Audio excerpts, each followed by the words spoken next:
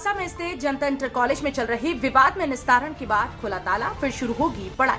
बता दें कि अमरोहा जनपद के डिडौली कोतवाली क्षेत्र के अंतर्गत आने वाले गांव पतई खालसा में स्थित जनता इंटर कॉलेज में प्रधानाचार्य के पद को लेकर विवाद चल रहा था, जो कोर्ट में विचाराधीन था। इस पूरे मामले का निस्तारण होने के बाद नवनियुक्त प्रधानाचार्य अब्बास जैदी को चार्जशीट सौंपते हुए जिला विद्यालय निरीक्षक रामाज्ञा कुमार ने तहसीलदार की मौजूदगी में बंद पड़े इंटर कॉलेज में ताला खुलवा दिया और अब जनता इंटर कॉलेज में फिर से पढ़ाई शुरू होगी और शिक्षा की अलख जगाई जाएगी। इस मामले की पुष्टि जिला विद्यालय निरीक्षक रामाज्ञा कुमार ने की है। उत्तर प्रदेश माध्यमिक शिक्षा परिषद से एक सहायता प्राप्त इंटर स्तर तक विद्यालय है। ये वेतन वितरण अधिनियम 1971 और माध्यमिक शिक्षा अधिनियम 1921 से आच्छादित है। यहाँ पर नियुक्त समस्त शिक्षक एवं शिक्षक कर्मचारी जो है राजकोष से वेतन प्राप्त करते हैं। विगत कई माहों से पूर्व प्रधानाचार्य श्री सुरेंद्र कुमार और इस विद्यालय के प्रबंधक श्री धर्मवीर के द्वारा एक दूसरे के ऊपर आरोप प्रत्यारोप लगाया जा रहा था कि प्रधानाचार्य कक्ष में ताला लगा दिया गया है और चाबी मेरे पास नहीं है। श्री सुरेंद्र कुमार जी का कहना था कि प्रबंधक का लगा हुआ है और प्रबंधक जी कहते थे कि सिर्फ सुरेंद्र कुमार का लगा हुआ था। कई बार निर्देश देने के बाद भी ताला नहीं खुला। उसके पश्चात जो है मेरे द्वारा हाई स्कूल इंटरमीडिएट परिषदीय परीक्षा 2022 को दृष्टिगत रखते हुए इसमें सीसीटीवी कैमरे और राउटर। सामुदायिक स्वास्थ्य केंद्र में हुई फार्मासिस्ट रणवीर सिंह के घर की चोरी के खुलासे की मांग को लेकर एसपी दफ्तर पहुंचे स्वास्थ्य कर्मी।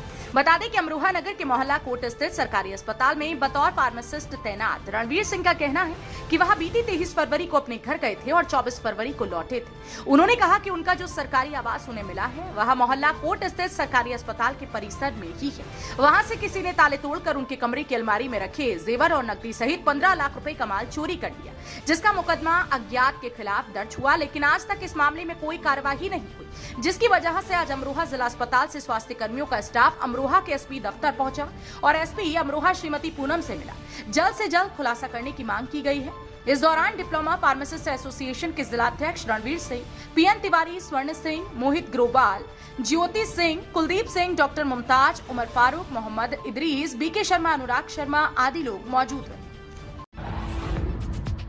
मोहल्ला फ्रेंड्स कॉलोनी में सफाई कर्मियों के न आने से स्थानीय लोगों ने खुद साफ की मोहल्ले की नाली वीडियो बनाकर किया वायरल। बता दें कि अमरोहा नगर पालिका क्षेत्र के अंतर्गत आने वाले फ्रेंड्स कॉलोनी के रहने वाले चरण सिंह और रवि कुमार ने कहा, हमें मोहल्ले में सभासद के द्वारा सफाई व्यवस्था पर ध्यान नहीं दिया जाता, सफाई कर्मी भी नहीं आते, जिसकी वजह से वह परेशान है। उन्होंने कहा कि वह खुद अपने हाथों से सफाई रोजाना करते हैं, नालियों को साफ करते हैं, लेकिन बावजूद इसके कोई ध्यान नहीं देता, जिसकी वजह से आज भी उन्होंने सफाई की और इसकी वीडियो बनाकर सोशल मीडिया पर वायरल कर दी।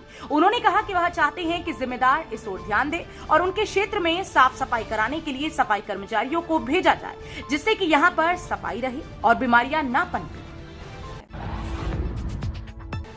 भाजपा जिलाध्यक्ष सहित अन्य पदाधिकारियों ने यूक्रेन से सकुशल घर लौटी अंजलि का प्रीत विहार स्थित आवास पर किया स्वागत। यूक्रेन में फंसे भारतीय छात्र छात्राओं को निकालने का काम भारत के प्रधानमंत्री माननीय नरेंद्र मोदी द्वारा किया जा रहा है। अथक प्रयास सफलता की ओर बढ़ रहा है, जिसमें अमरोहा जनपद के प्रीत विहार कॉलोनी निवासी मास्टर सत्येंद्र सिंह की बेटी अंजलि चौधरी को भी ऑपरेशन गंगा के तहत सकुशल वापस लाने में भारत सरकार कामयाब हुई। इसमें प्रधानमंत्री नरेंद्र मोदी और उनकी टीम के लोगों की प्रशंसा की गई। आज उनके आवास पर भारतीय जनता पार्टी के जिलाध्यक्ष ऋषिपाल नागर और उनकी टीम ने अंजलि का स्वागत किया। इस मौके पर अंजलि ने भी भारत सरकार और प्रधानमंत्री से लेकर सभी का शुक्रिया अदा किया। उन्होंने कहा कि जो अभी बाकी वहाँ रह गए हैं उनको भी जल्द से जल्द वापस लाया जाए। इस मौके पर जिलाध्यक्ष डॉक्टर ऋषिपाल नागर जी, पूरन सिंह सैनी, राकेश वर्मा, चंद्रभान भाटी, सरदार सुरेंद्र सिंह ढिल्लो, राम सिंह सैनी, राजीव चौहान, कृष्ण कुमार, कैप्टन अवतार सिंह कपासिया सहित काफी कार्यकर्ता मौजूद रहे। गांव महेशरा में मामूली सी बात को लेकर दो पक्षों में विवाद हो गया। एक पक्ष की ओर से फायरिंग का वीडियो सामने आया है। बता दें कि अमरोहा जनपद के रजबपुर थाना क्षेत्र के अंतर्गत आने वाले महेश्वरा गांव का ये पूरा मामला है, जहां पर हिंदू और मुस्लिम दो समुदायों के दो पक्ष आमने सामने आ गए। मामूली विवाद को लेकर दो पक्षों में झगड़ा हुआ, जिसके बाद एक पक्ष की ओर से फायरिंग की गई, जिसकी वीडियो सोशल मीडिया पर वायरल हो गई। इस मामले में रजबपुर थाना पुलिस ने वीडियो के आधार पर जांच शुरू कर दी है। पूरे मामले में रजबपुर थाना अध्यक्ष रमेश चंद्र शेरावत का कहना है कि कार्यवाही की जा रही है, पहचान के आधार पर मुकदमा दर्ज होगा। यूपी के हसनपुर तहसील क्षेत्र के ग्राम पंचायत कालाखेड़ा निवासी सरफराज मेडिकल की पढ़ाई करने के लिए यूक्रेन गया हुआ था। सकुशल घर लौट आने पर परिजन एवं गांव में खुशी का माहौल है। घर वापस होने पर ग्रामीणों ने जोरदार स्वागत किया है। आपको बता दें कि सरफराज 2019 में यूक्रेन मेडिकल की पढ़ाई करने के लिए गए हुए थे। वह यूक्रेन शहर में स्थित IFNNU यूनिवर्सिटी में तृतीय साल के स्टूडेंट थे। उन्होंने कहा कि लगातार बम धमाकों की आवाज से दहशत का माहौल बना हुआ था। उन्होंने कहा कि हमें इंडियन एम्बेसी से ज्यादा मदद नहीं मिली। हालांकि वह एयरपोर्ट से फ्री ऑफ कॉस्ट अपने घर तक पहुंचे हैं। छात्र सरफराज ने कहा कि उन्होंने पूरी जिंदगी का तजुर्बा इन 7 दिनों में पा लिया है। छात्र सरफराज ने बताते हुए कहा कि उन्होंने खुद की प्राइवेट बस करके अपने साथियों के साथ बॉर्डर पर पहुंचे, जिसके बाद अपने घर पहुंचने का रास्ता तय किया। साथ ही उन्होंने घर पहुंचते ही सबसे पहले भारत सरकार से अपील की है कि जो वहां और छात्र फंसे हुए हैं उनको जल्द से जल्द उनके घर पहुंचाया जाए। अमरोहा से सैयद जमशेद के साथ Muzammil Hussain, express news Amroha. WHO यानी विश्व स्वास्थ्य संगठन के आंकड़ों के अनुसार दुनिया भर में पिछले सप्ताह कोविड-19 संक्रमण के नए मामलों में 16% की कमी आई है। WHO ने अपनी साप्ताहिक रिपोर्ट में ये भी बताया कि बीते सप्ताह कोविड-19 से मौत के मामलों में 10% की कमी आई है। वहीं पश्चिमी प्रशांत एकमात्र क्षेत्र है जहां कोविड-19 मामलों में वृद्धि हुई है। मोतिहारी में बुधवार को परीक्षा देकर लौट रहे एक इंजीनियरिंग कॉलेज के छात्र की बस से गिरने से मौत हो गई, जिसके बाद वहां मौजूद छात्रों ने देर शाम बाईपास के पास नेशनल हाईवे को जाम कर दिया और आगजनी भी की। आक्रोशित छात्रों द्वारा मृतक छात्र के परिजनों को मुआवजा देने की मांग की जा रही है। वहीं सूचना मिलने पर डीएसपी सदर पुलिस बल के साथ मौके पर पहुंचे और जाम हटवाया।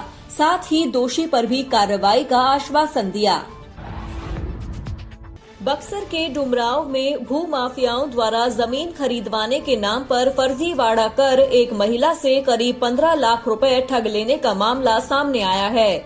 रिपोर्ट्स के मुताबिक आरोपियों द्वारा पैसे नहीं लौटाने पर महिला ने 4 नामजद लोगों के खिलाफ प्राथमिकी दर्ज करवाई है। पुलिस के अनुसार मामले में एक आरोपी को गिरफ्तार कर जेल भेज दिया गया है। मध्य प्रदेश के गृह मंत्री नरोत्तम मिश्रा ने गुरुवार को बताया कि 1987 बैच के IPS अधिकारी सुधीर सक्सेना राज्य के नए DGP होंगे। दरअसल राज्य सरकार ने केंद्र से सक्सेना को मध्य प्रदेश वापस भेजने का अनुरोध किया था। रिपोर्ट्स के मुताबिक शुक्रवार को मौजूदा DGP विवेक जौहरी रिटायर होंगे और सुधीर सक्सेना ये पद संभालेंगे। बता दें कि सक्सेना 2012 से 2014 तक मध्य प्रदेश के मुख्यमंत्री के OSD रह चुके हैं। साथ ही 2014 से 2016 तक इंटेलिजेंस चीफ भी रहे। हरियाणा विद्यालय शिक्षा बोर्ड के मुताबिक राज्य बोर्ड की कक्षा 12 की लिखित परीक्षाएं 30 मार्च से 29 अप्रैल तक होंगी, जबकि कक्षा 10 की लिखित परीक्षाएं 31 मार्च से 26 अप्रैल तक होंगी। वहीं इस बार परीक्षाएं पूर्णतया ऑफलाइन तरीके से आयोजित की जाएंगी। झारखंड के मुख्यमंत्री हेमंत सोरेन ने कहा, आज का बजट इस राज्य के जनमानस का बजट है। किसान, मजदूर, नौजवान के हितों को कैसे व्यवस्थित किया जाए, ये उसका बजट है। इस बजट में किसान, छात्र, नौजवान, रोजी रोजगार करने वाले सहित सभी को समावेश करने का सरकार ने प्रयास किया है। उन्होंने आगे कहा, ये सुनिश्चित करना हमारा लक्ष्य है कि समाज के अंतिम व्यक्ति तक कैसे विकास पहुँचे। हरियाणा पुलिस ने पलवल से गांजे की तस्करी के आरोप में बुधवार को दिल्ली पुलिस के एक सहायक उप निरीक्षक समेत 6 लोगों को गिरफ्तार किया है।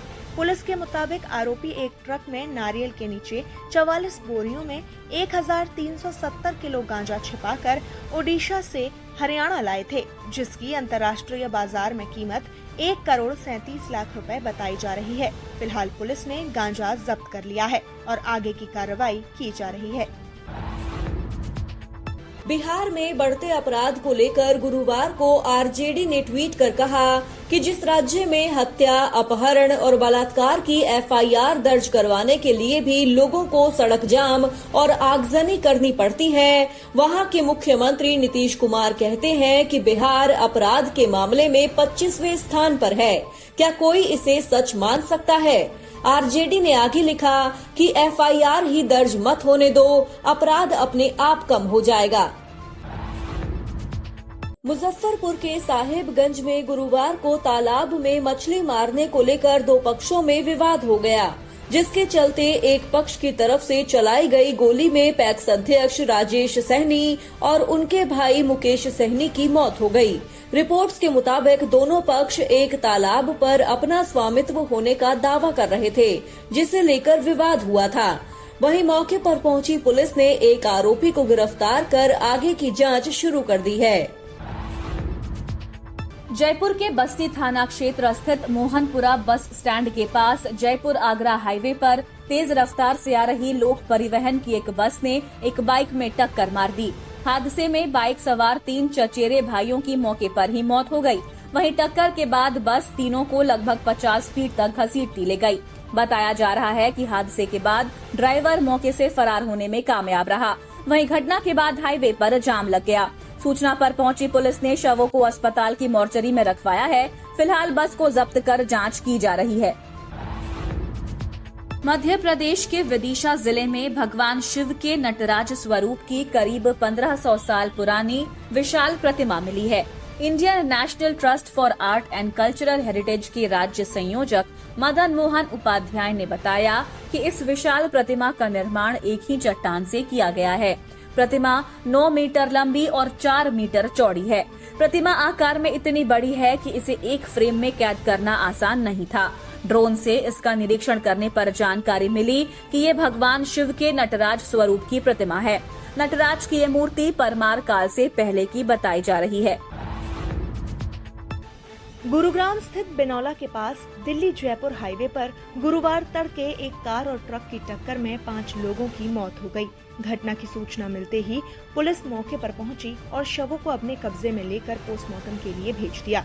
पुलिस के मुताबिक गाड़ी राजस्थान से पंजीकृत है। वहीं मृतकों की पहचान की जा रही है। दिल्ली हाईकोर्ट ने कहा कि किसी खाद्य पदार्थ में इस्तेमाल शाकाहारी या मांसाहारी सामग्री के बारे में पूर्ण जानकारी दी जानी चाहिए। कोर्ट ने कहा कि थाली में परोसी जाने वाली वस्तु से हर व्यक्ति के मौलिक अधिकार प्रभावित होते हैं। बता दें कि अदालत ने इससे पहले खाद्य कंपनी के मालिकों को किसी भी खाद्य उत्पादों के उत्पादन में उपयोग किए जाने वाली सभी सामग्री का पूर्ण प्रकटीकरण करने का आदेश दिया था। मुंबई में 50 वर्षीय रिक्शा चालक को अपनी 22 वर्षीय बेटी का 2019 से कई बार रेप करने और उसे प्रताड़ित करने के आरोप में मंगलवार को गिरफ्तार किया गया। पीड़िता की मां पर भी आरोपी के साथ मिलकर उसे प्रताड़ित करने का आरोप है। पीड़िता ने बताया कि नवंबर 2021 में उसकी शादी से 2 हफ्ते पहले भी आरोपी ने उसका रेप किया था।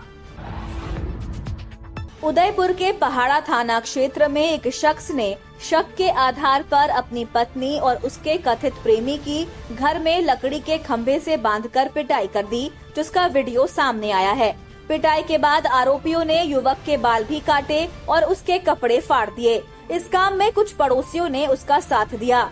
वहीं घटना की सूचना पर पहुंची पुलिस ने महिला के पति को गिरफ्तार कर लिया है। वह बाकी फरार आरोपियों की तलाश कर रही है। रूस के सैन्य हमले के बीच यूक्रेन में फंसे रहने के बाद बुधवार को भीलवाड़ा पहुंची MBBS की छात्रा आकृति काकड़वाल का उसके परिजनों ने जोरदार स्वागत किया। आकृति ने कहा, कभी नहीं सोचा था कि ऐसे दिन देखने पड़ेंगे। मैंने बमबारी, धमाके और फायरिंग देखी, ये सब बहुत भयानक था। आकृति ने बताया कि वो हंगरी के बॉर्डर से भारत आई हैं।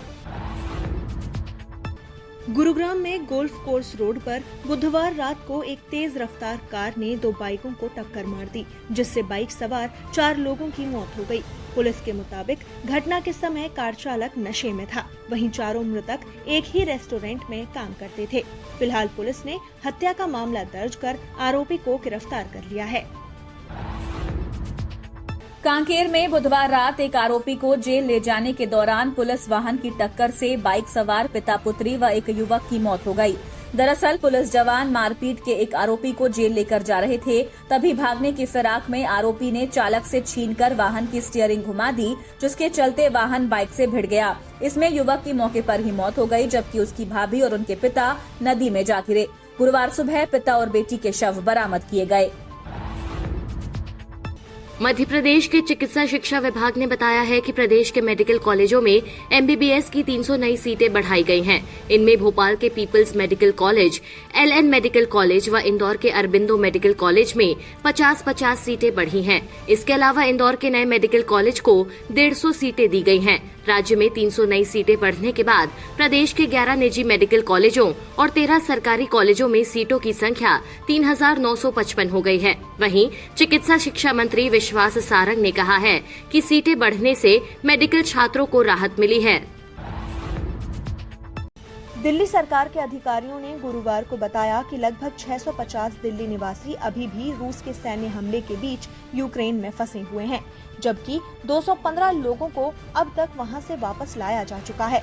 सरकारी अधिकारियों ने बताया कि केंद्र की ओर से दी गई सूची के मुताबिक दिल्ली के करीब 870 लोग यूक्रेन में थे। इससे पहले परिवहन मंत्री कैलाश गहलोत ने ट्वीट कर कहा कि दिल्ली सरकार यूक्रेन में फंसे लोगों के परिवारों के साथ लगातार संपर्क में है। यूक्रेन से दिल्ली पहुंचे यहां के छात्रों के लिए दिल्ली सरकार हिंडन एयरपोर्ट या इंदिरा गांधी इंटरनेशनल एयरपोर्ट से उनके घर तक पहुंचाने की व्यवस्था कर रही है। पुलिस ने बताया कि बुधवार को गुरुग्राम में एक 42 वर्षीय महिला अपने किराए के घर में मृत पाई गई। रिपोर्ट्स के अनुसार महिला के दूसरे पति पर कथित हत्या का मामला दर्ज किया गया है।